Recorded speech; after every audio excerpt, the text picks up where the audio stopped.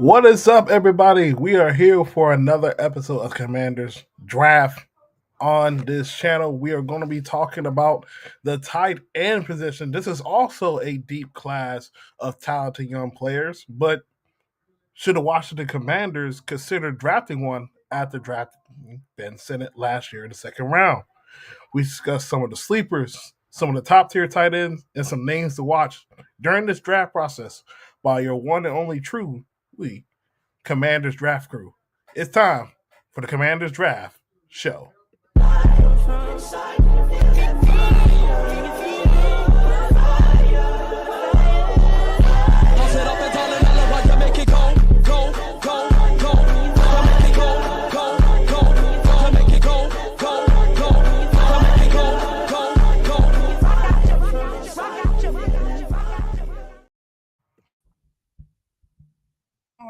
Everybody, for the Commanders Draft Show presented by your favorite crew, Redzone In the Lab. Obviously, you guys don't see Deuce right now. Deuce is pretty tied up, but y'all know Deuce ain't up here. It's your boy DT holding it down the fort with our boy Kyle, the Pod Father, hopping in on another episode. Smoke should be coming in very shortly, and also Radar as well. So, just to get some things acquainted, Kyle, how was your weekend so far? My weekend was fantastic, man. We live out here in Delaware, but yesterday I was able to go back home to Maryland to be able to see my family, to celebrate my nephew Zane's birthday, his first birthday. So that was awesome. I spent a lot of time with my son and a trip back. But I'm excited to be able to talk about this tight end group. I was able to watch a lot of these top tier guys, and there's a lot of talent there. Yeah, most definitely. Very rich class. We talk about some of the positions such as the D line, such as Right. running backs is coming up pretty soon. But tight ends is also a very deep class full of talented guys. Some guys are fifth year seniors, and you got a couple of juniors in this class as well. But Kyle, I want to ask you this, and then those who are watching this episode, click like, subscribe to the channel. Um, this is pretty interesting conversation for a lot of Commanders fans because last year on this show, we scouted and we actually hit on one of our draft picks in terms of actually drafting a guy. That was Ben Sinnot. We drafted Ben Sinnot in the second round of the 2024 NFL draft.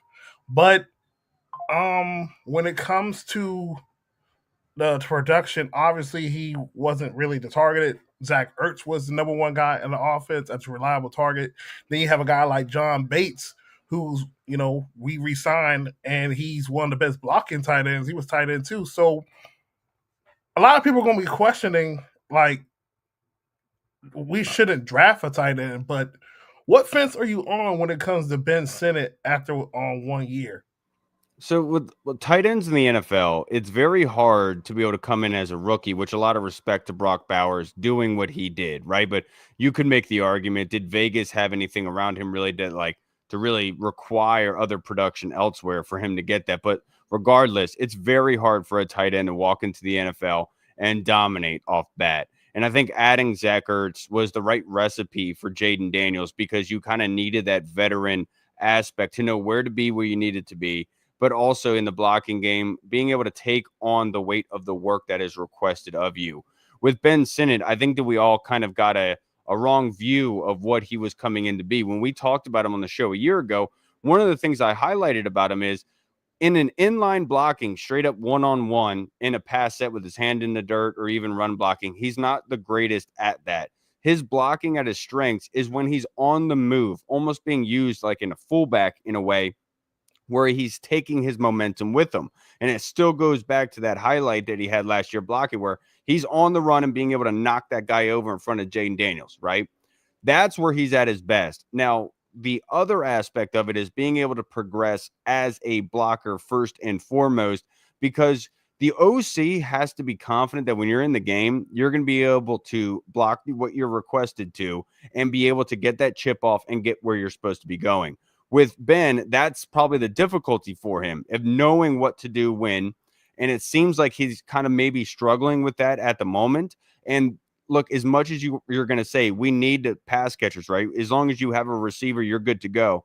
That's easy to say because we all would like to see him used in the passing game, but you have to earn those reps at the next level. And so how you earn those reps is by using the correct fundamentals, knowing where you need to be, blocking well in practice to the point where they feel comfortable with you at the next level, be able to, in the game, block and do well, and then those targets will come after the fact. As much as we would love to be able to see them get those pass targets right away, you have to kind of earn it at this level. And especially when you have a guy like John Bates, my years ago, DT, my thought process was, let me get the receiving background first and I can teach blocking. Whereas now I've kind of taken a 180, whereas I want the blocking fundamental, and then let's see how we can incorporate you into the passing game, almost a lot like John Bates. And so, like, there's a guy like CJ Dipree. I'm not sure if we're going to be able to cover him today, but I really like this kid, man. He's like an extra blocker in the offensive line standpoint, and underrated in his utilization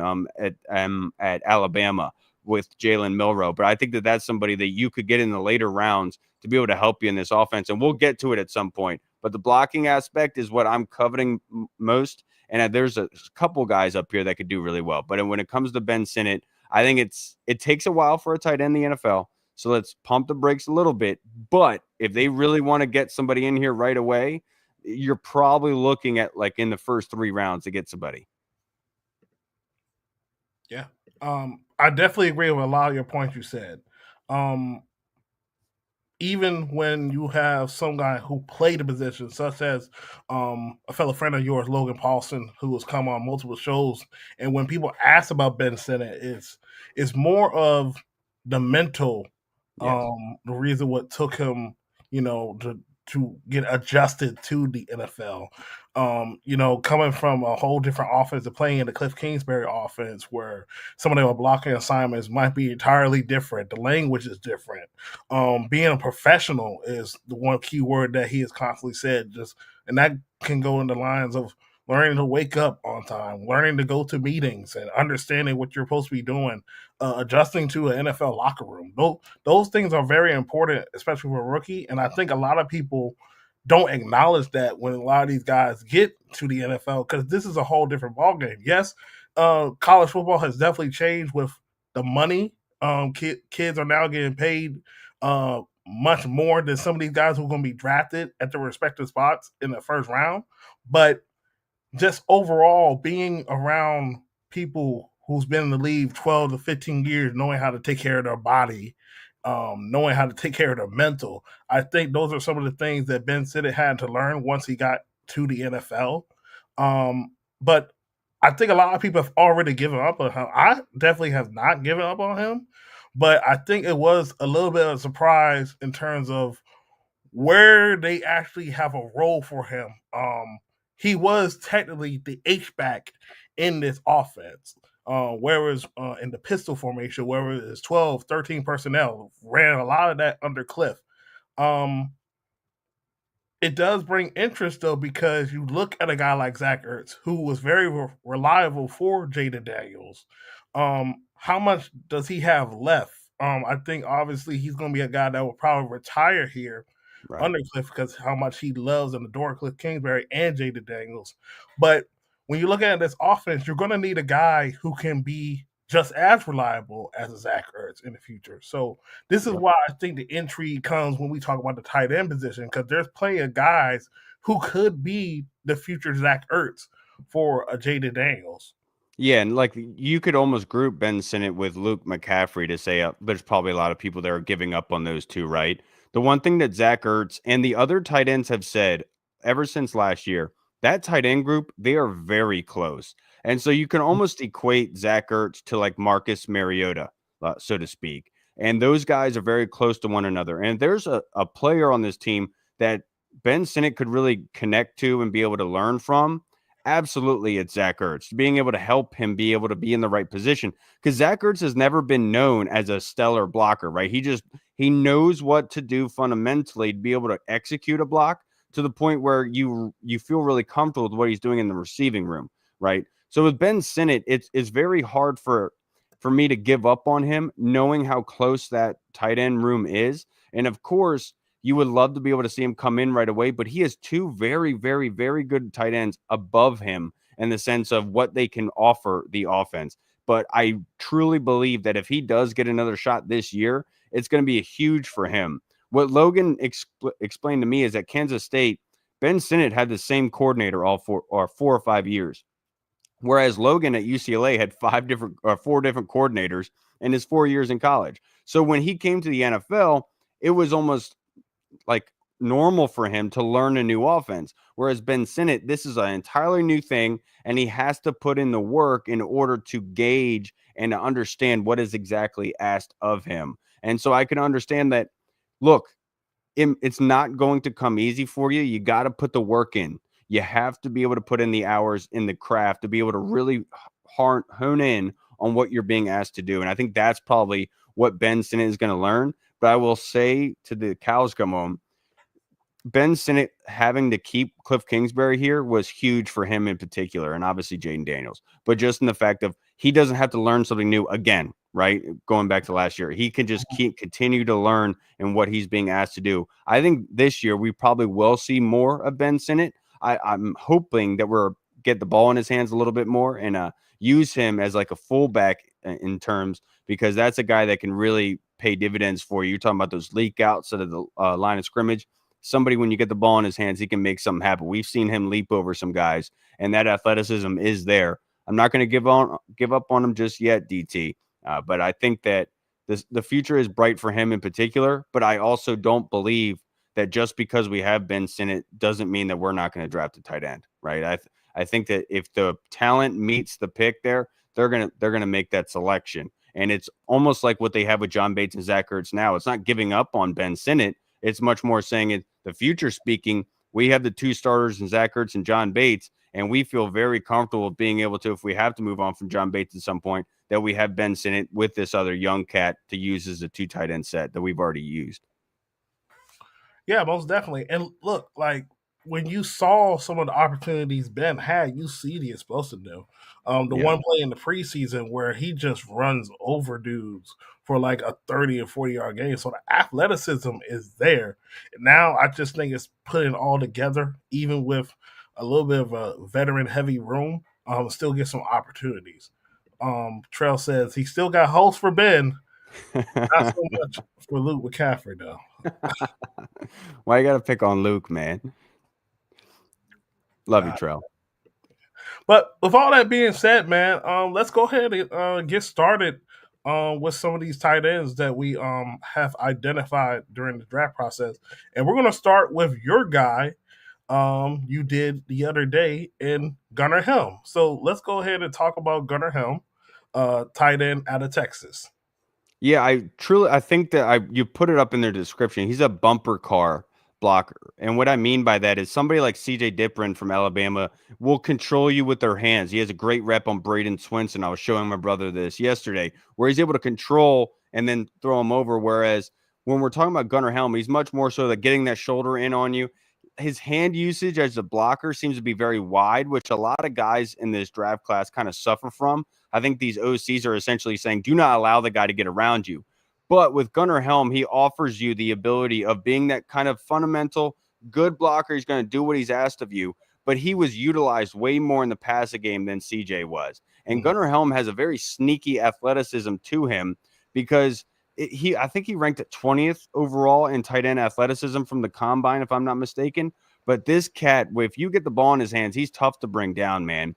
And that's somebody I really like to see added to the equation here, because you're talking about attacking the seams, attacking cover fours, because that's something the Eagles love to do.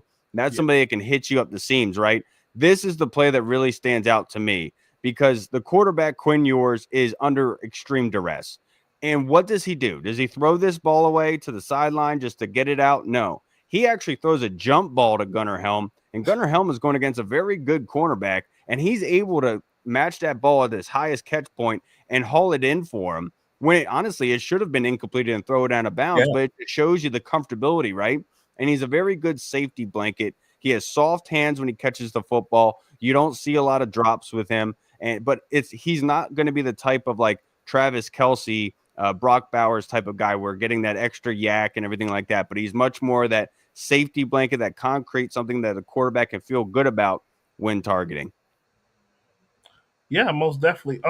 So with Gunner, he definitely had his most productive season this year. Yeah. And I think a lot of people forgot Jatavion Sanders, who was drafted last year out of Texas. So he had a big opportunity this year.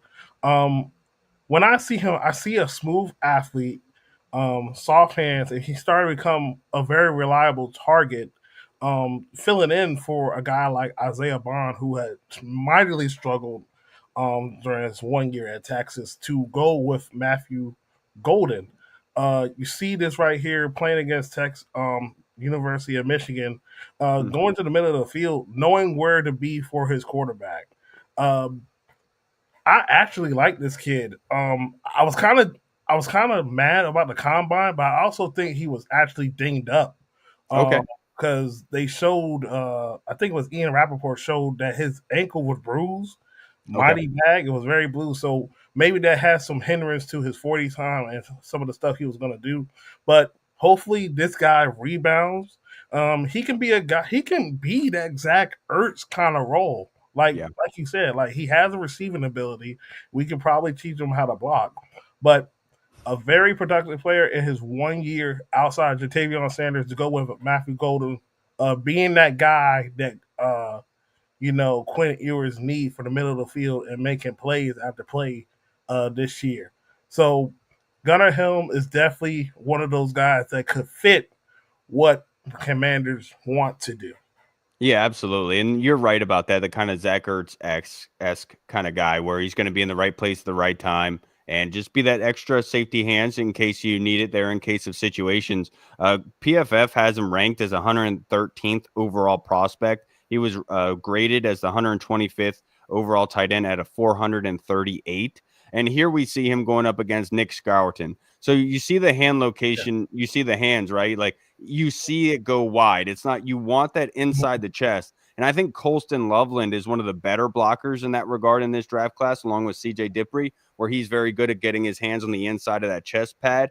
But with him, you can see here that bumper car aspect that I'm talking about, where he's kind of just pushing off, right? He's not trying to control, but he does have good footwork in the sense of Nick Skelton is a very good athlete, man. But he's able to stay with him. He doesn't get dominated completely off the line, but he does a good job of, I'm not sure if you played offensive line. Your goal is to absolutely be the wall between you and the ball carrier, the quarterback, whatever you're asked to do. And that's what he does here. He's keeping his body in between him and the quarterback away from the defender. And so he does a good job being able to rotate those hips, get back into his depth, right? And just matching whatever that edge rusher's doing. And Nick Scourton being 285 pounds, he doesn't get thrown over, right? So you kind of see him having that heavier set, 6'5", 250 pounds. Look, I like him a lot. And if Washington goes in this kind of direction, you understand it because he has the basics of what he needs to do, but his hands definitely need some refinement. Here's where Shamar Stewart really gets in on him. And you can kind of see him coming out of his stance a little bit too high. And Shamar Yeah. Stewart takes advantage of that. Unfortunately, I put in the wrong name at the top. It says Nick Scourton, but no, it was Shamar Stewart, number 4, who absolutely just takes him back, gets him 2 or 3 yards back, and then just sheds him. And it probably should have been a penalty on him with what he did after the fact. But I think that Gunnar Helm has the kind of recipe you can build with, you can structure, need some a little bit of refinement with the hands, but that's somebody that you know that's going to be reliable. And honestly, I'm not sure if you're going to see any production in year 1 immediately, but it's somebody down the road you could feel confident about. He's getting to the second level Yeah. to be able to help with the linebacker. He's on the right side. Don't look at that spotlight of the guard. Obviously, he does a great Mhm. job there.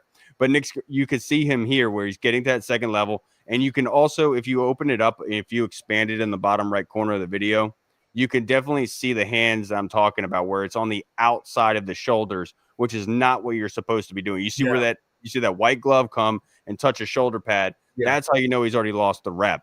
But he does enough to be able to get in the way of the defender so the running back can leak out behind him. That's what I was really highlighting is the hand usage there. Yeah, and then for that position as well, you would want those tight ends to be a little bit stronger and be a little bit more refined with the hand movement. Like a lot of people don't realize how important hand movements when blocking for offensive linemen, wide receivers, and just overall if you're blocking for the ball carrier. Because one, him having it up in that position could potentially, if the running back makes an entirely different cut, you're going to have to be grasping, which could lead to a penalty, Mm-hmm. or for even if the block is perfectly set up, if they're able to counter that, that leaves the opportunity to make it from a one-on-one situation to a two-on-one situation, and the running back won't get the minimum yards that he was destined to get. Yeah, absolutely. And then like let's talk about the NFL overall. Like you're going to go against some very good pass rushers, right? And let's Yeah, just say it is a one-on-one rep and you do come over with those high shoulders coming outside, right? What a seasoned pass rushers, what move would you go with, DT, to be able to combat somebody going high at the shoulder pads with their hands on the outside? if I'm going high, I gotta get hit low. Right. What you're going to do is you're going to hit that rip. You're going to hit that rip move because the first thing you want to do is get those hands off you, right? And if you're going too high, you're able to slap rip and get overthrough because now he doesn't have control over your chest. And having control of the chest is the name of the game. And that's why you want to have that fundamental good hands on the inside of the chest pad. So that way, when he does try to swat your hands down, you're holding on to that chest pad. He can't let go. And it's not holding, so to speak. But Yeah, if you go high with those hands, it's very easy for a guy to be able to swat and rip and get your hands off of you. And that's why I think like some of these OCs are simply telling these tight ends, just get your hands on them. Just don't allow them to be able to knock you off the ball. Right. all right, let's look at one more play.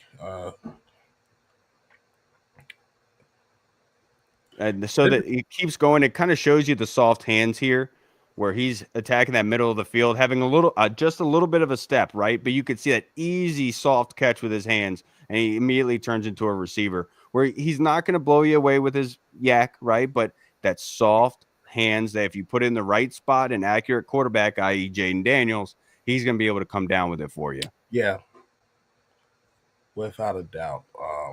Gunnar Helm is definitely someone we should look at. All right, next guy up. Let's go ahead, and you mentioned his name. Let's go ahead with Colston Loveland. Um, so this guy played at the University of Michigan. Uh, when I think of Colston Loveland, I don't necessarily think you know tight end ish. Okay. He's more of that tweener type of wide receiver at Okay. the tight end position. The route running, the soft hands as well, the yak.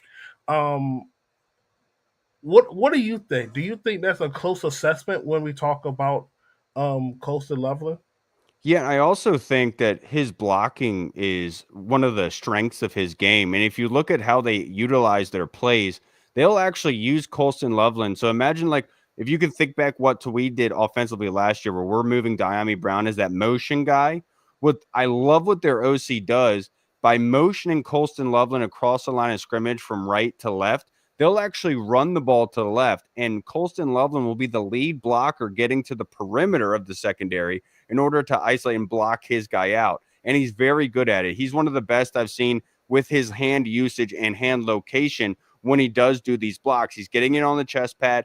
He's not going in with strictly just a shoulder to like, get contact on the guy. He wants to be able to get his hands on you. And he has a natural knack of turning your hips. If you're an offensive lineman, let's say you're doing it's a dive play behind you and you're the right guard, what you want to do with that DT is you want to get your hands on that DT and you want to turn your hips so that way your back is the wall between him and the ball carrier. And Colston Loveland has a natural ability of being able to be that. I wonder if he did play offensive line at some point because he's very good at it. And then I'm not even including his receiving ability, where you can see here he has a very, very good hands, like you talked about, soft hands, and he's a reliable target for the quarterback. When they were getting severely beat by, oh my gosh, who'd they get destroyed by this? Texas. Against Texas, they only had like 10 yards of offense at the time. So they started going to these little small hitch routes to Loveland over the middle just to be able to progress the ball down the field. And he did a very good job at that. Here you see his footwork,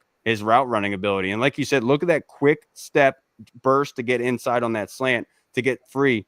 I think this is like a Travis Kelce-esque type of guy, but I think he's a better blocker than Travis Kelce, to be honest with you. But that athleticism, that speed, that burst, that's real. That's a fantastic route by him. Yeah. What's up, Smoke? How you doing today? What's up, We brother? just hopped in on the conversation with Coastal Loveland. Just share a couple things that you think about him in this class. Oh man, Colston, I love him. If it wasn't for Tyler Warren, he'd be number one by far on my board. Agree. Colston, man, hey, kills the seams. That's all I'm gonna say. Like you can send him, in between the linebackers and safeties, and somehow he continues to find them voids and things of that nature. Man, I absolutely love him. And he can block as well. So but Michigan does do some two tight end sets, but he's good enough to block and things of that nature. But I absolutely love Costa, man. 6'6". What is listed at about 250 now? Something like that, 248? 245. Okay, 245. Yeah. So yeah, man, I absolutely love him, man. Don't know the measurables offhand, but I mean, as me watching Michigan football and just college football in general, this guy pops out on the tape, man. I absolutely love Costa. I can look up his measurables right now. Okay. So I have a question for you guys.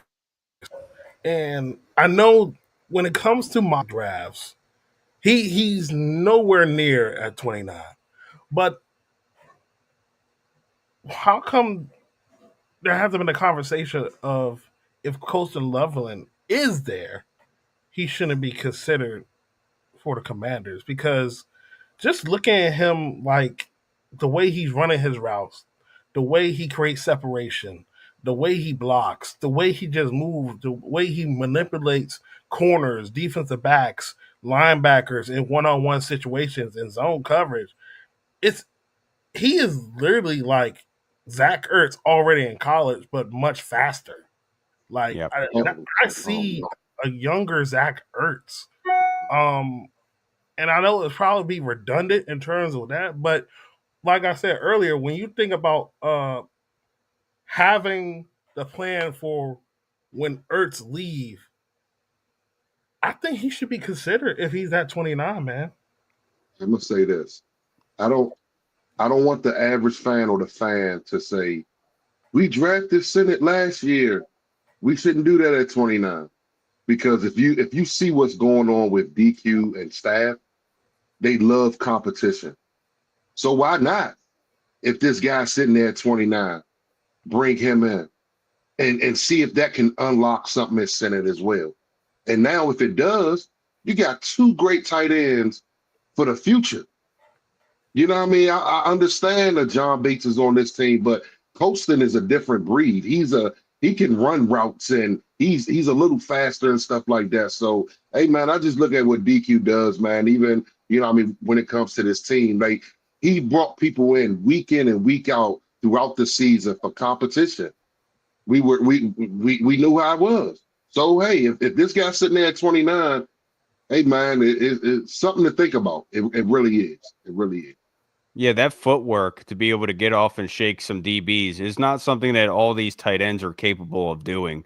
And obviously, Tyler Warren having the most receiving yards of Penn State history is something in itself. And that's somebody that they're going to equate to like Brock Bowers and everything. I know Lance Zierlein has compared him to Sam Laporta. And I think that's probably a really good comparison because in that draft, I was very vocal of saying that I think that Sam Laporta is the best tight end in that class, specifically because he could block and he was a good receiving threat. And that's what you see out of Colston Loveland is he kind of fits the bill of everything that you want out of a guy. Honestly, it wouldn't surprise me if the Eagles, if nobody gets him in the first round, I think the Eagles will take him to replace Dallas Goedert. Obviously, they have Calcaterra, but you could kind of see where that is an easy slide-in fit for them and what they do offensively and another threat besides A.J. Brown because they like those bigger guys, 6'6", 245 pounds. This kid can move, man, and being that size with how willing of a blocker he is, these guys like this don't grow on trees. They are very rare in this instance. But I think that Colston Loveland, just by watching him a small sample size, I was very, very impressed with what he was able to do. I just gotta see this one again. This is against Illinois. Just look at him right here. Yeah, look at that. bad quarterback play. If he had JJ for another year, he is a 1,000-yard tight end. Because you already see him manipulating that DB, right? You see that body positioning looking like it's going to the inside and then just being able to turn to the out. And then this one that is a wide receiver play. Like that's something that you would see out of Jaden Higgins from Iowa State. Like that sort of play that he's making right there. And he's showed in the hands, very willing blocker. The OC at Michigan actually used him as a lead blocker, even on dive plays going up the middle line of scrimmage. Did a great job of turning people. I don't see a reason why you would say that he's not deemable to be a first round pick. I think you guys are absolutely right. If it is best player available, I think that's what you go with. Man, like, look at the DB though. He's like, what am I supposed to be doing? What am I supposed to be doing? Dude is running routes like a wide receiver. I misunderstood your game, young man. Like, God, leave, bro. Dude is extremely talented, and obviously I watched him because I'm a Ohio State fan, but he was definitely one of the best. He was the best offensive player on Michigan last year.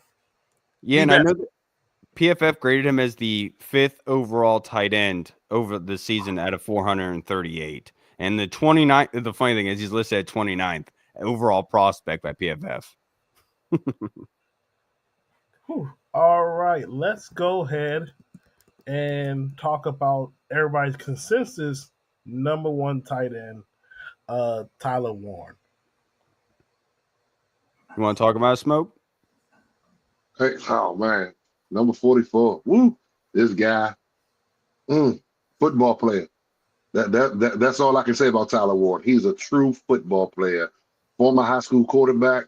If you watch Penn State this year, you saw him in wildcat formations, things of that nature.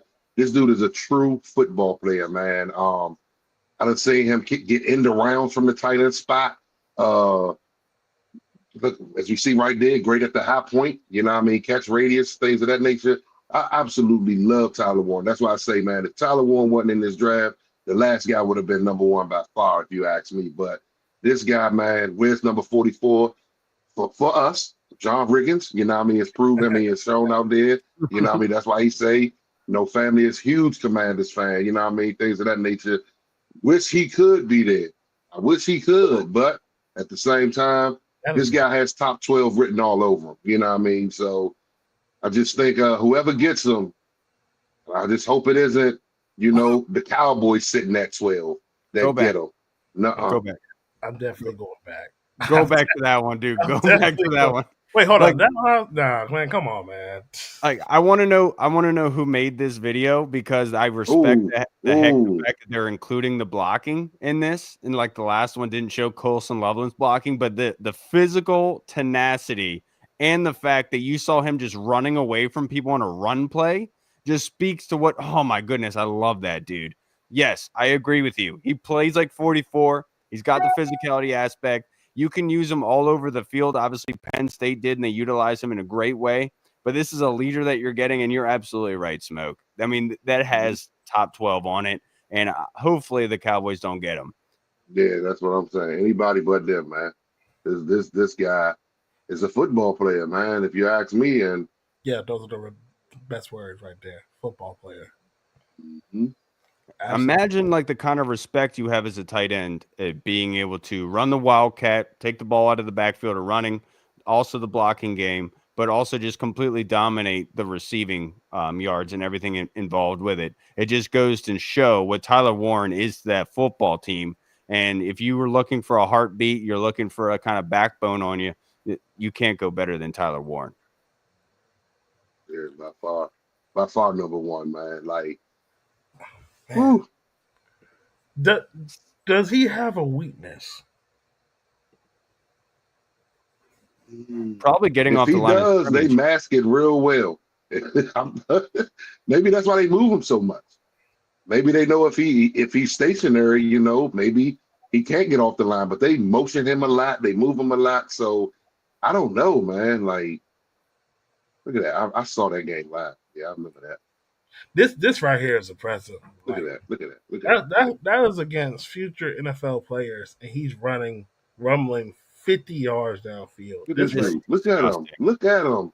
That is And disgusting. he's a local boy too. He's from Virginia. yep. Look Dude, at him. Look at him. knocked He's that just in guy. the back of the end zone. He knocked him off Hold up, balance. wait, hold up. Took him for a Hang ride. on, I did not peep. Look at him at the end. gosh, yeah, look yeah. at him. Punishing him. If you're Yeah, looking man. for that new identity, that's your dude right there. And you know that Mhm. concretely, like you're gonna get a good blocker out of him. And that's like the beautiful thing about this tight end group that you're getting a first couple guys. I wouldn't say the same about Elijah Herrero from Miami, but Mhm. for Colston Loveland and Tyler Warren, you know off bat that these dudes are gonna come in with that physical nature. And then also the contested catches. If you're gonna say any weakness for Tyler Warren, I'd probably say off the line of scrimmage, because I think Smoke is right. They moved him a lot to be able to keep some hands off him so he does be able to generate that momentum. But I do wonder if you're able to get your hands in on him, if you're able to stifle him a little bit, you delay that timing route. I think you're going to probably do well with him, but it's like out in space when he's like a train. When you get that ball rolling, it's hard to bring him down. I agree, man. That's definitely the top two tight ends to me are definitely Loveland and Tyler Ward. What they bring, their skill sets, their ability to be physical or manipulate wide corners, I would say, and defensive backs in coverage. It is absolutely ridiculous how these guys are able to do this. All right, next guy up here. This is one of my. Oh, didn't mean to play that. I didn't hear anything. No. Next guy is Harold Fanning out of Bowling Green. Okay, I haven't watched this guy yet, so I'm glad that you have something on him. Let's watch this. So this guy actually popped up to me kind of like early this year because obviously I didn't really watch a lot of Bowling Green games, but first time I watched him was against Penn State, and that was a game where Penn State was struggling against Bowling Green. This dude, man, I gotta pull up his numbers, dog. This dude put up ridiculous numbers. 6'4", 230 pounds. He was graded as the first overall tight end at a 438. PFF has him listed as the 99th overall prospect. So you're looking at that third round range. And he's only 20 years old. Like 6'4", 230. You caught on that slimmer end, right? And you're kind of looking at him being able to push outside. And I would wonder about the blocking and how he's going to be able to do going against elite competition and more weight, right? Did he go to the Senior Bowl? He did go to the Senior Bowl. How'd he do? I think he was pretty decent. I think blocking was definitely something he had to work on, but I think it was pretty decent. I don't remember if he played the game though. I have to go back and watch. He seems strong. Wow, going against Penn State too. Whew. Yeah, his two best games were against Penn State and A&M in terms of competition. So look at his numbers. I mean, I already knew his numbers though. So he had 117 receptions, 1,555 yards receiving, 13.3 yards per catch, 10 receiving touchdowns, had 9 carries for 65 yards, and a rushing touchdown. Does he have a basketball background? Ooh, that. That seems like that's a basketball move, dude. He definitely seems like he has a basketball background in the way that he does his cuts.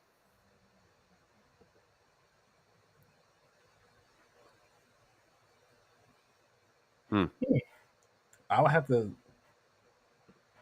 Let me see if I can pull it up, man. But like, Smoke, since you That's popped back against Texas A&M?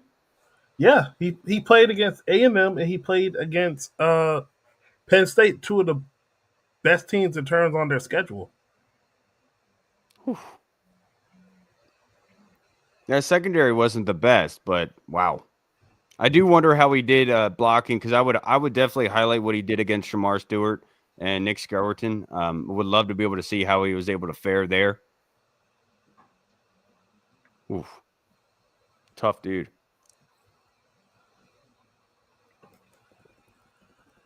So, Smoke, what do you think about Harold Fanning?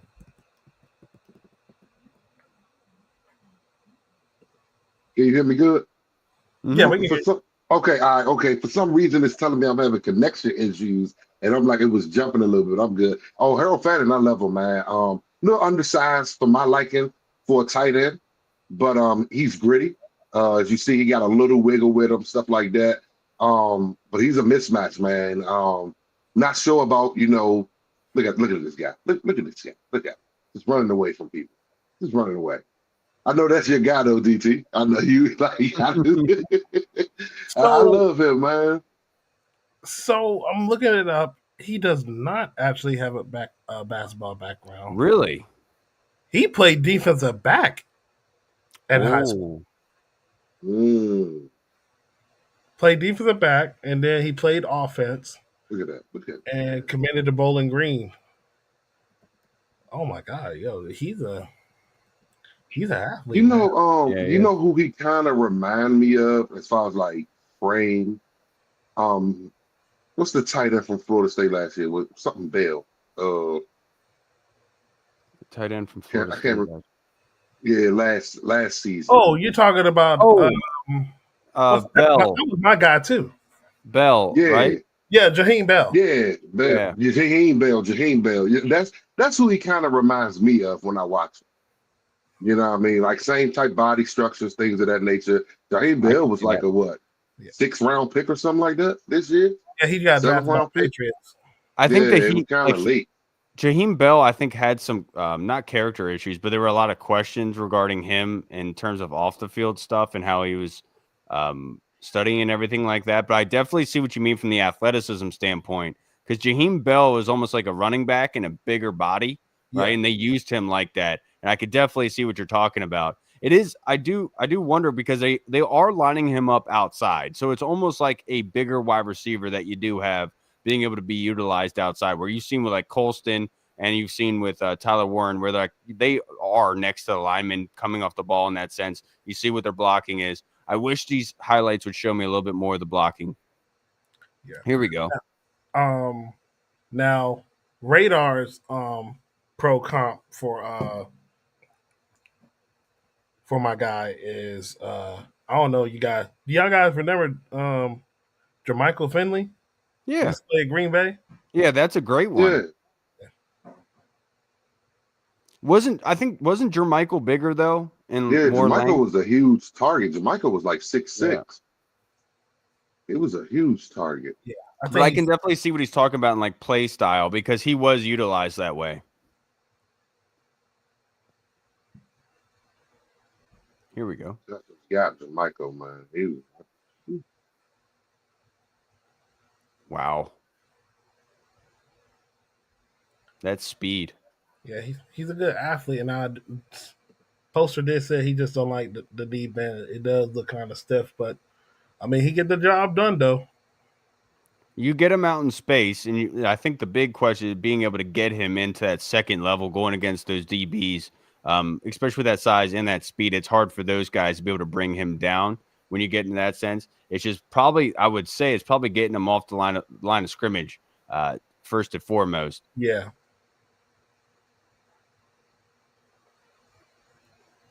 But I like the way he moves, man. That he is a quick burst. I like that a lot. That screenplay, that's because you've seen them try to do that with like Zach Ertz and company, where they do that tight end screen and stuff. And you're talking about getting the ball in his hands. He's going to be able to do that for you. all right, we're gonna watch a couple more plays. We're gonna go ahead and move to the next tight end. DT salivate. Take it all in.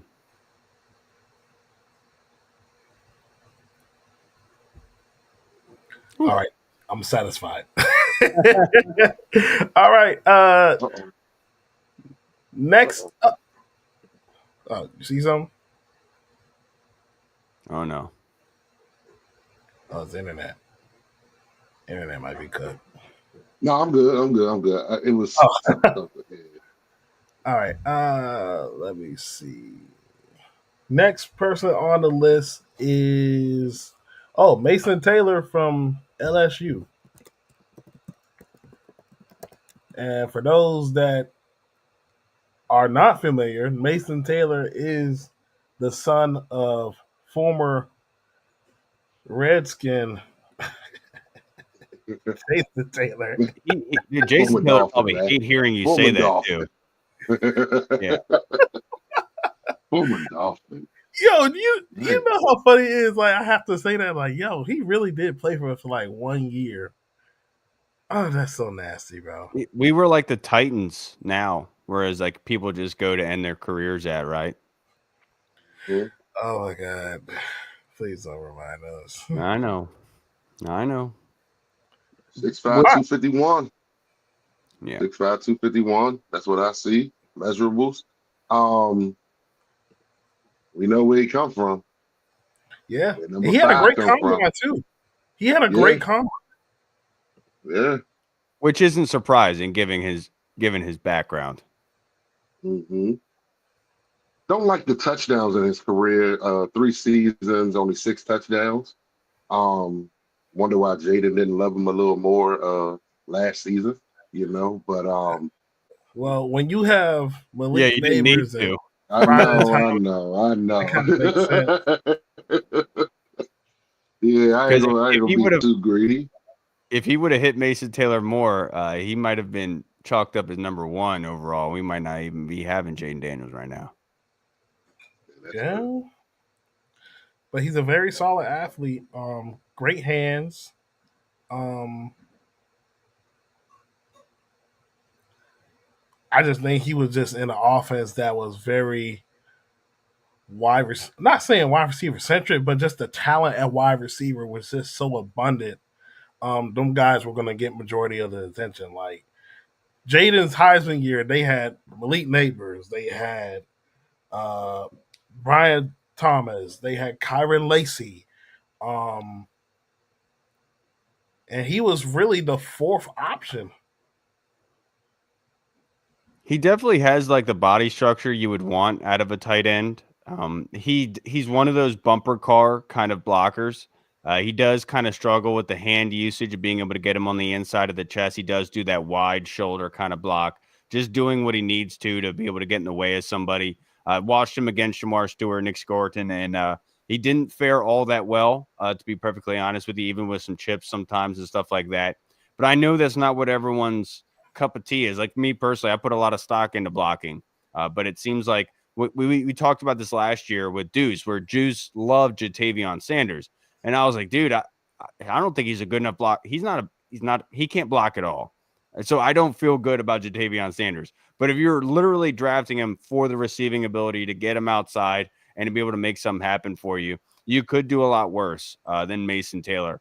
But because of I think the one play against Texas A&M where it was a jump ball to the goal line and he actually caught it over the DB, timed it perfectly at its high point, brought it down, but just couldn't haul in the catch. It rolled out. But I thought that was a very good indication of who he is as a receiver because that one was beautiful. That kind of baseball catch over the head of it, and kind of showing you that as a receiver, he's very good hands. Yeah, he tracks the ball very well. Yeah. From what I see, over 700 yards after the catch in his career. Couple weaknesses. I actually remember this game. They played. I believe it was Ole Miss and Princely. I mean, it was on a run play, but Princely absolutely destroyed them. You know what I mean? Stuff like that. So I would love to see a little bit more of inline blocking, like, things of that nature. Because if you get that down pack, man, we know from the tight end position, it takes some of these guys a couple years to get along, stuff like that. So I got high praise for him, man, because I'm from an athletic family, So hey, that's a benefit right there. But I love the way he tracks the ball, man. That's what you said, Kyle. So yeah, he's a good one. What would you say he's mocked at right now? PFF has him listed as a 71st overall prospect. They graded him as a 64th tight end at a 438. I'm not sure how PFF kind of does their grading in terms of like being able to execute blocks and how well it's being blocked. I think it's much more so of like what you're able to do if you're going to be a liability on the play or not. But to your point about Ole Miss and what I saw against Texas A&M, but to each their own. I'm not going to be poo-pooing them at all, but I think that you're right in the sense of the blocking game is going to need a lot of work, the hand usage, and especially the upper body conditioning to be able to get him to be able to go against those really good edge rushers. Because as much as he had an issue in college, it's going to be tenfold in the NFL, right? But I think that somebody like Carolina, who obviously you have Jatavion Sanders, if you want to add this guy into the mix, he's going to do well for you.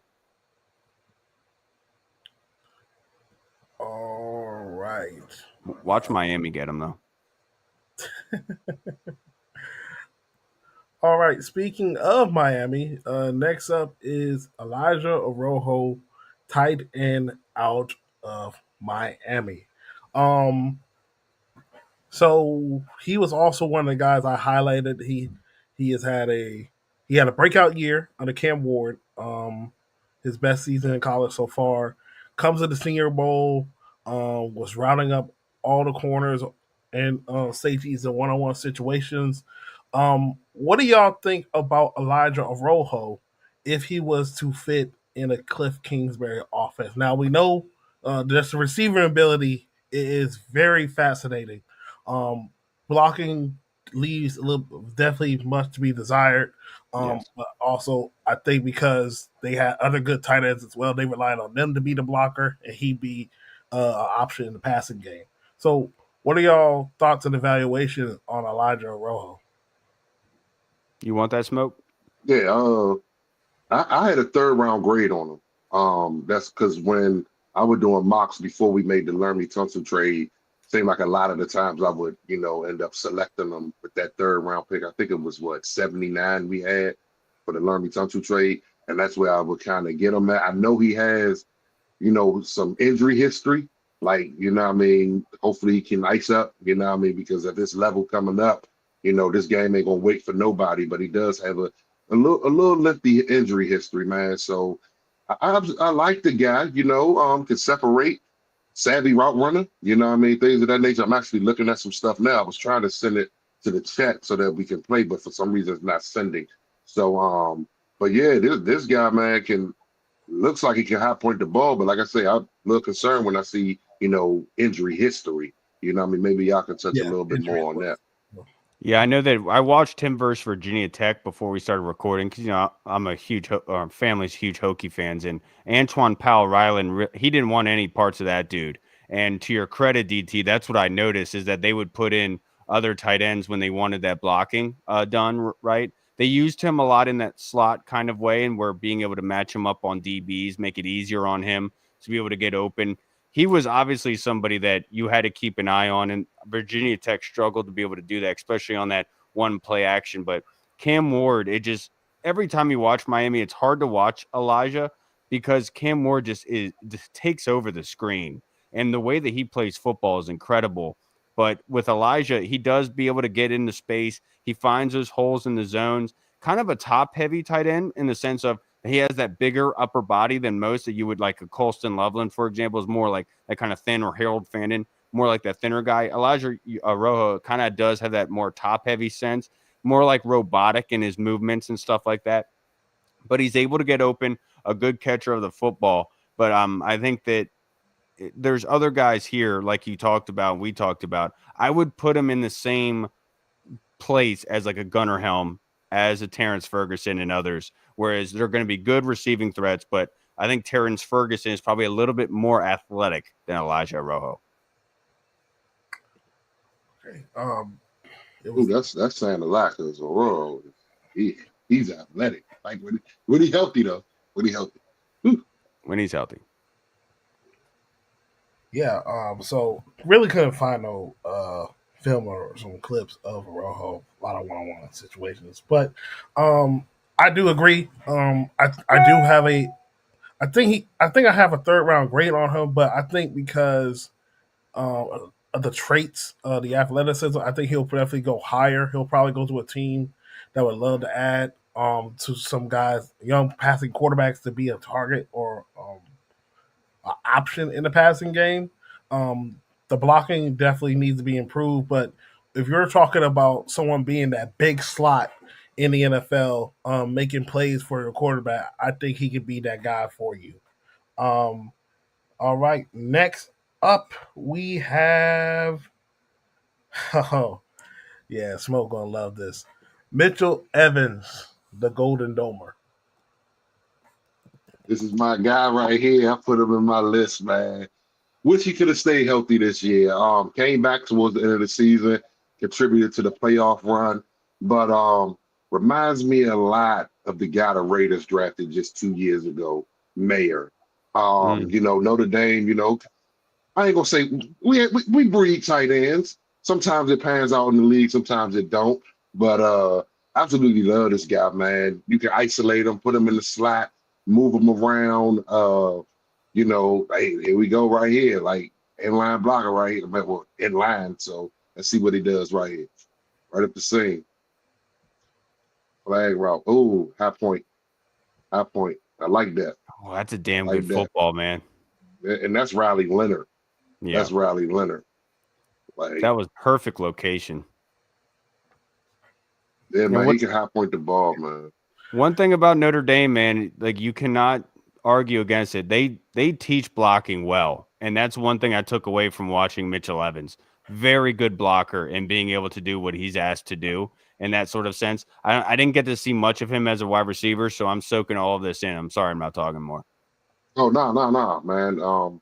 He's good. Like I said, he got hurt this season, but he bounced back, man, and went into the playoffs and led us to a national championship game. Like that's a good route, good ball placement, but just high pointing the ball. That's what you want to see, especially out of a guy that's 6'5", 6'6", letting him get up there, jump ball type things, stuff like that. So yeah, this is my guy right here, man. Yeah. And we got a young one that that we're gonna be talking about in 2 years. Did he have better athleticism but pre-injury, Smoke? Yeah, oh yeah, most definitely. He had a knee injury. Yeah, most definitely. I think it was an ACL. You could definitely Yeah. see it on that play in particular, where like that separation, that cutting is not as like Mitchell evident as it Evans. was like we saw with like Tyler Warren and Colston Loveland, where like he's more that bulky, robotic type of tight end, but that's not like a bad thing for him. Most tight ends are typically going to be that. You talk about Zach Ertz, for example, but I think that you're right in this. Like he's going to be where he needs to be, and obviously his hands are not anything to slouch at. Mm-hmm. Yeah, he had ACL injury. His breakout year was actually with Sam Hartman at quarterback.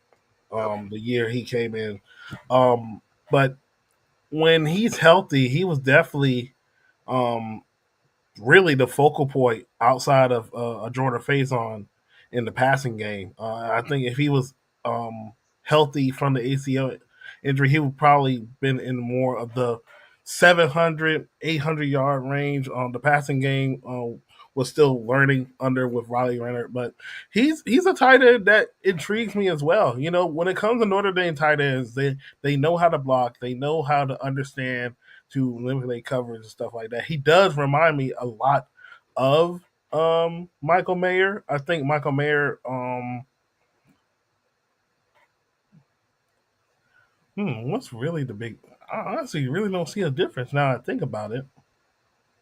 I think Mayer was probably utilized a lot more and used in the offense for Notre Dame than he was.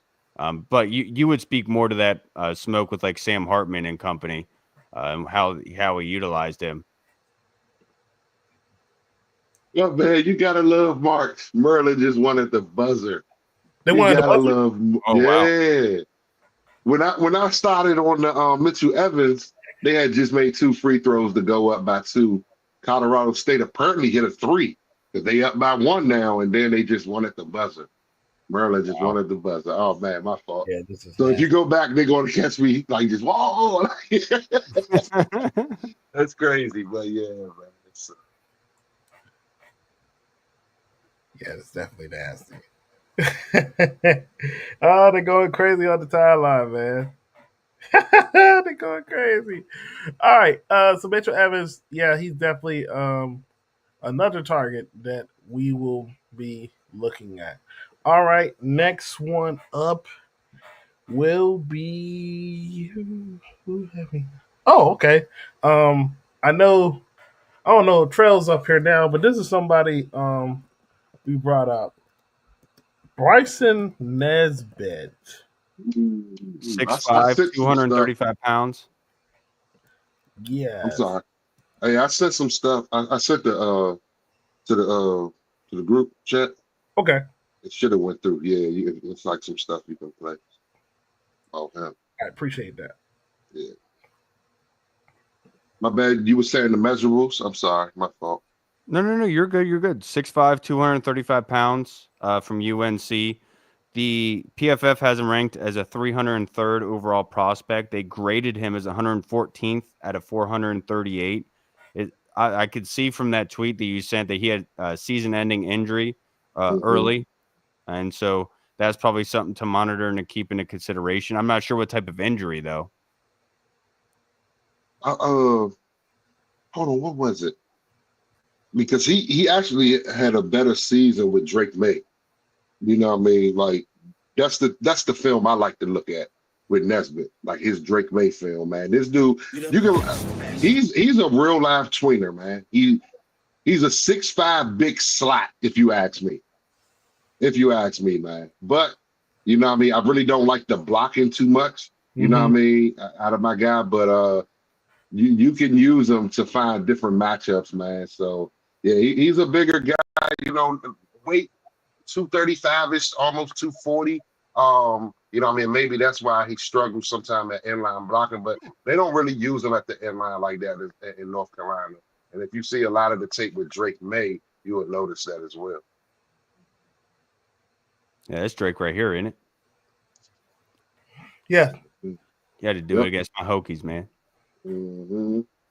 So yeah, like his last season with Drake May, 41 receptions, 585 yards, 5 touchdowns. Season before, he had 4 touchdowns, 507. So yeah, season got cut short.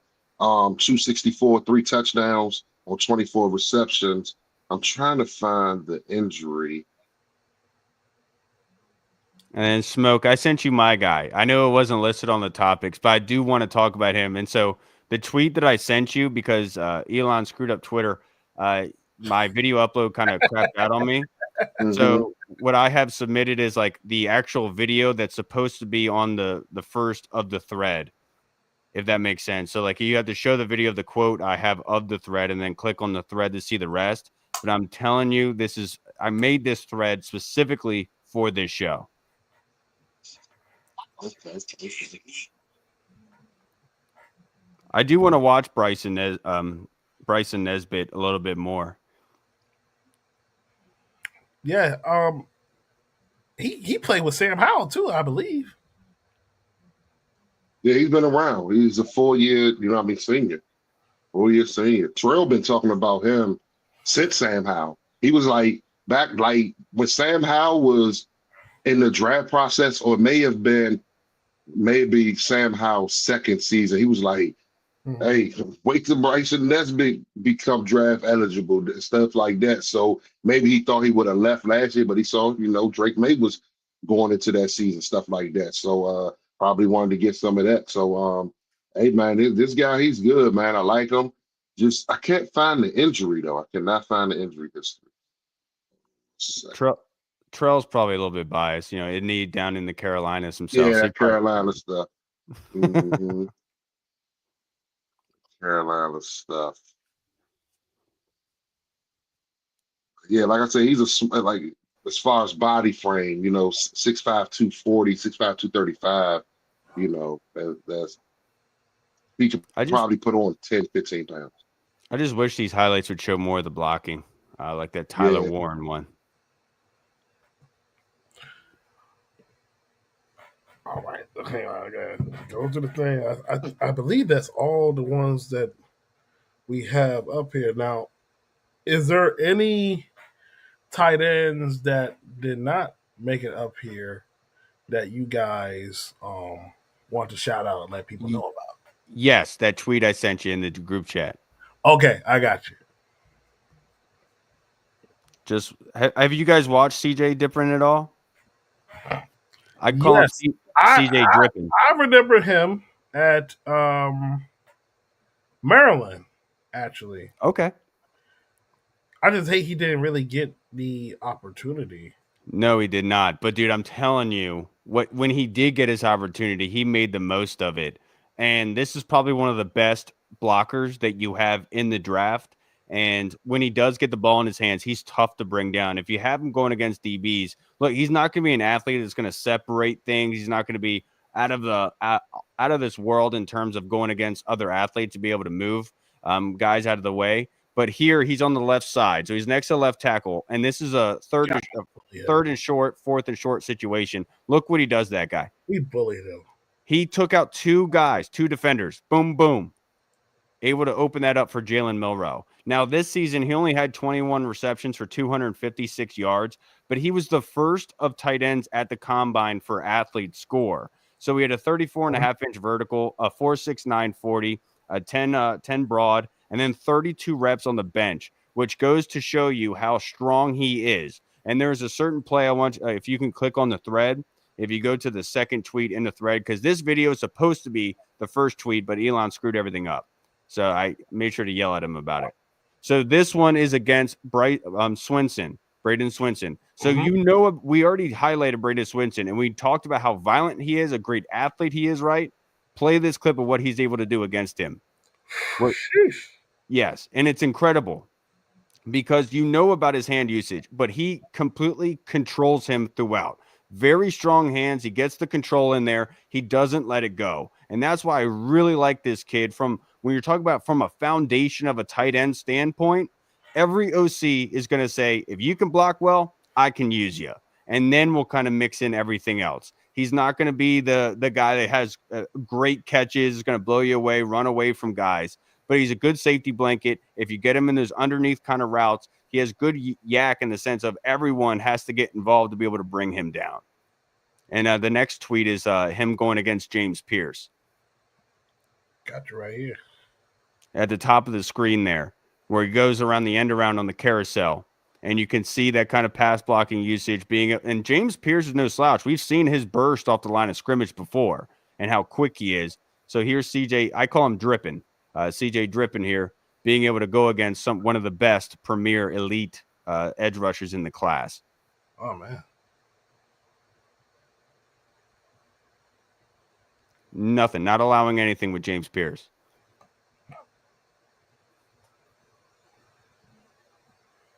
This is one of my most favorite ones. So he's there on the left side going against Braden Swinson. And this is where the hand fighting comes into play and the control of things. You can see Braden Swinson using that violence with his hands, trying to get free. And it literally just doesn't happen because CJ Drippin is able to control him with his hand usage. Look at that. Trying to swim away, trying to knock his hands away, and does not allow it. That's how strong this kid is going against a very, very capable pass rusher. I think, honestly, Braden Swinson is going to really surprise people with what he does in the NFL. I think he's a total package. We've highlighted him before, and I think CJ Drippin kind of showcased himself here. And now this is Malachi Starks that he's running through right now. Sits in the middle of that zone. Oh, man. Nope.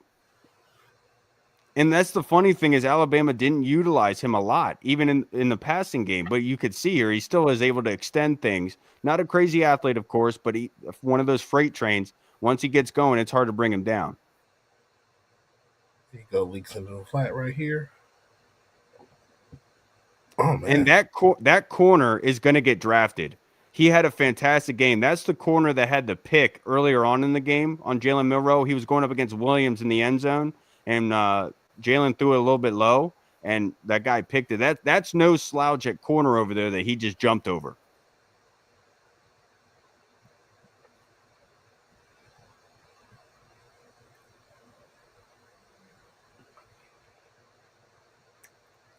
Just talking about that's just showing again that how tough he is to bring down. A big dude, man. sitting at 6'5", 262 pounds. PFF has him rated as a 215th overall prospect. They graded him as 149th out of 438.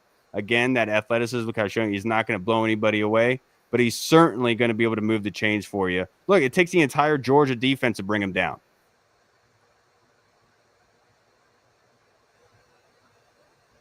Tough dude. Man. This is my favorite. Run block, and here we go. Oh, my fault. You're good. You're good. Sorry, I know. I'm nerdy with blocking. I think this is the Jalen Milroe touchdown that he goes for.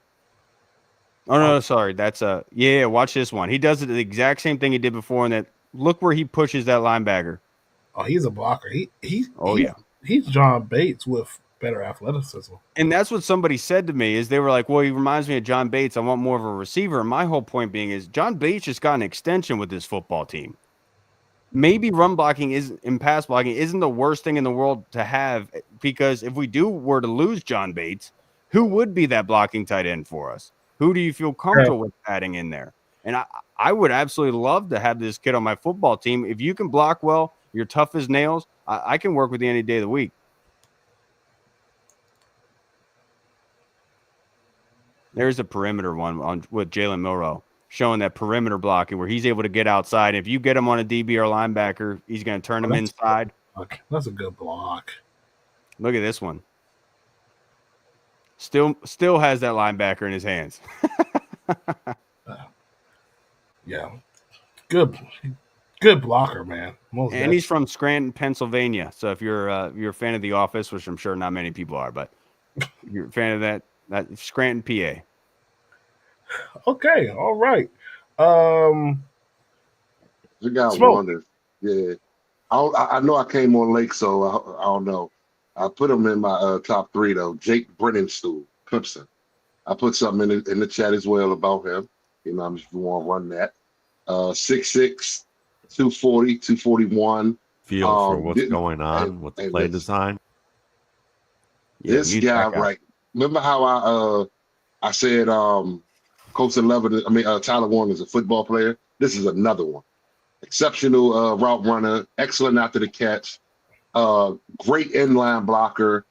I absolutely love this guy, man. Like, I'm just here to say, I know, you know what I mean, tight end may not be high up on the list, according to Adam Peters. But some teams are going to get some good tight ends out of this draft this year. Good, great, if you ask me. There's about more than a handful that I believe if they go to the right situation, they can really make a name for themselves, because tight end is one of those positions where if you can get that mismatch, man, it helps the offense out that much better, man, especially in the play action game and stuff like that, man. If I can isolate my tight end against a weak side linebacker or even just a slower safety, I feel real good about it, man. So this is another football player, man, like Jake Brennenstuhl, man, out of Clemson. Touchdown machine. I believe I counted about 17 career touchdowns. Excellent in the red zone, stuff like that. 4-year starter, man. 3-year starter, 4-year actual player. But yeah, man, I absolutely love this guy right here. The only reason I'm shaking my head is just what's happened to Virginia Tech defensively, where it used to be the DB factory, you know, and obviously we have a DB coming out this year, but man, it's just that tackling is a lot of credit to Brennenstuhl. It's just like, you got to be able to bring that guy down, man. Come on. I miss Foster. I'm not even a Virginia Tech fan. I know. I actually sat next to Bud Foster at a Commanders game. And I didn't say anything to him until at the end of the game. And I just want to let you know, like, you brought a lot, because my step grandfather, he played and coached at Virginia Tech. He would help coach D-line and played D-line there, also in the Secret Service. So we were like, they lived in Blacksburg. They were like 3 houses down from from Frank Beamer.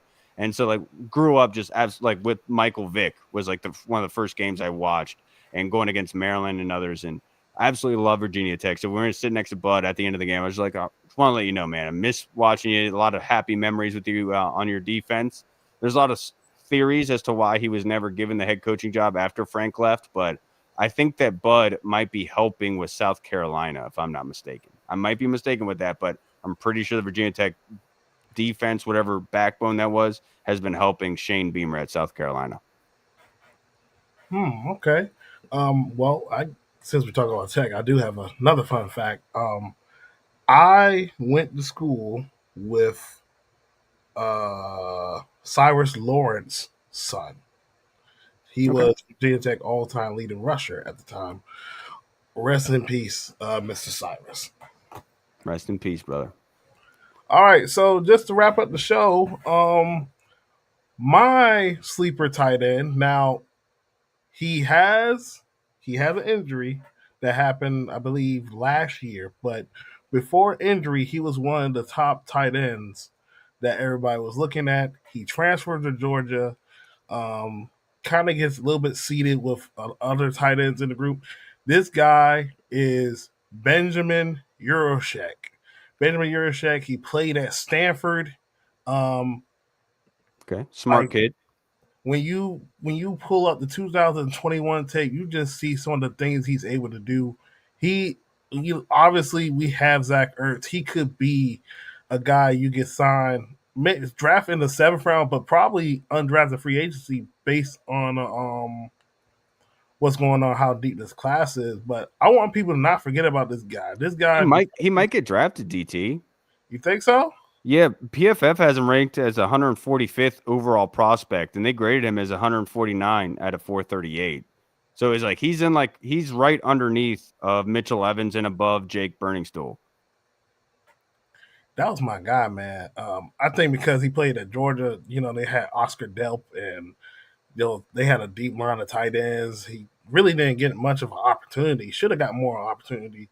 He did struggle a little bit blocking, going from the Pac-12 to the SEC. So that's something he'll have to get adjusted to going to NFL. But if you're talking about just gadget-wise, what he can do, like, it's one play that really trips up to me. This was against USC. Obviously, USC has a bad defense, but this is a reverse play.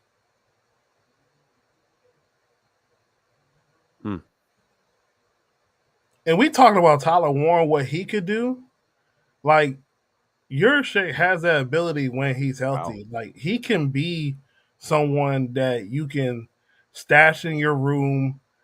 Zach Ertz, he calls it because you just go from one Stanford guy to another Stanford guy. I was gonna say, I would imagine that you have another defender of Juroshek, probably with Zach Ertz, if he's has a voice in there.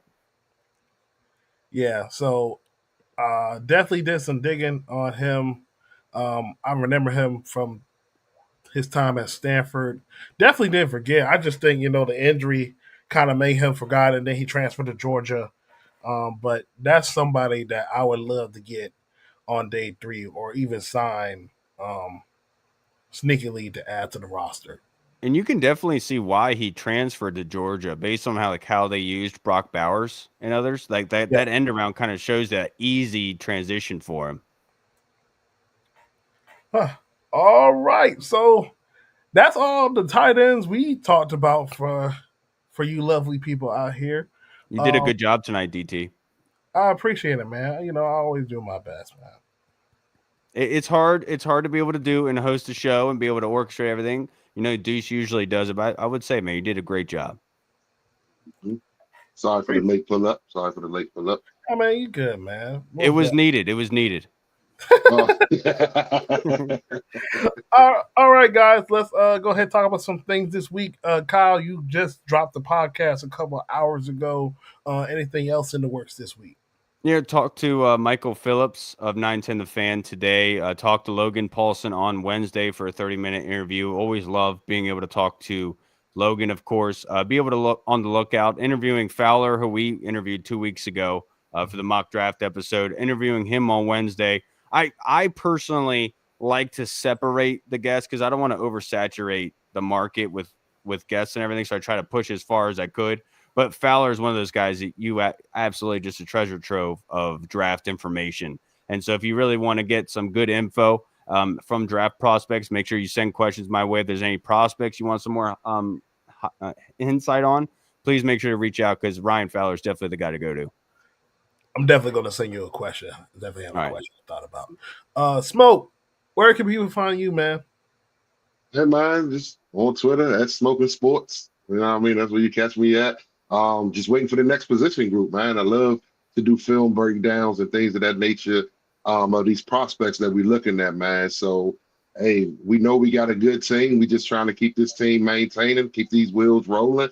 So I love this part of the season, man. This is possibly the funnest part of the season, if you ask me, man, just to break these film down. Even if they don't wind up on our team, we give y'all names that, you know what I mean, just to look out for and things of that nature. And to be honest, like I say, man, this tight end group can be one of the sneakiest position groups in all of this draft, if you ask me, at the end of the day. So absolutely love this draft breakdown stuff. So, hey, man, follow me on Twitter at Smoking Sports, man. That's where I'm at with it. It's like the football Tetris this time of year, being able to talk about these different guys and where they fit and what they're able to do. Yep. Most definitely, man. But for me, you guys can check out my channel. DT Sensei dropped 2 episodes in a span of 5 to 10 days. Yesterday, I dropped my mock draft 2.0, where I did one with a trade for the Washington Commanders and one without a trade. So interested to see y'all thoughts on those 2 mock drafts. We'll post that on Twitter, and also recap some of the free agency moves so far. That was way before we signed Michael Gallup, who everybody's crashing out about. Which do you use? Do you use PFF, PFN? I use PFF for this episode. Okay. Not me. I ain't crashing out DT. I say that. I'm seeing people crash out over Michael Gallup, bro. I was like, bro, what are we doing here? Man, my mindset is let all these let like outside of Debo and Cherry, if you 29 and 30 plus years old, let them guys compete and let the best man win. I don't mind that. I don't mind a Noah Brown competing against a Michael Gallup. I don't mind a Michael Gallup competing against a KJ Osborne. I don't mind that, because at the end of the day, it's all about upgrading. At the end of the day, it's all about finding the best fit for this team. It's all about finding the best fit for this brotherhood. So at the end of the day, that's where I'm at with it, man. Like, I'm not crashing out over a guy that got signed March maybe 17th or whatever it was, March 18th, 19th, whatever it was, and he may not even be on the roster game 1. So why crash out? Let him go out there and compete, man. Vet minimum deal, I'm not crashing out. I embrace Michael Gallup. Let him come in. If he does enough to make the team, hey, accept him. If he don't, he won't be on the 53. Just like a KJ Osborne, just like a Noah Brown. Anybody, like I said when I came in earlier and I was talking about a tight end at 29. Hey, they love competition. I understand we drafted Ben Sinnot last year. Don't let that, hold you away from getting a guy that can come in and do a better job. So that's just where I'm at with it, brother. You think KJ Osborne can return punts? Because with OZ leaving, we haven't re-signed Jamison Crowder. I do wonder about punt returner. I got a feeling we're drafting a guy that's going to have that attribute in him. Okay. I know we're supposed to be close to the show, but now that I think about it, I don't think the last 3 receivers we mentioned actually play special teams. Maybe Noah Brown plays special teams a little bit, but I don't know anything about Gallup playing special teams or KJ Osborne. So, and Crowder, only one that plays kick return is McCaffrey. Yeah. True. Boy. So that's going to be interesting, but appreciate for everybody watching. 306 people giving us love tonight. Click like and subscribe to the channel. We got more content coming on this channel. Also watch our channels as well, content creators as well. Support us as well. We will see you guys next week for the Commanders draft for the next line of groups. But letting y'all know right now, we are going to circle back against edge rushers because it was such a deep class. We had to go back and touch on some other prospects we didn't give much love to. And make sure you let DT know how great of a job he did tonight, guys. You guys getting me fuzzy. Bravo. Yes, sir. With all that being said, this is Commander's Draft Show presented by Redzone In the Lab. We'll see you guys next weekend around this time. Y'all stay safe.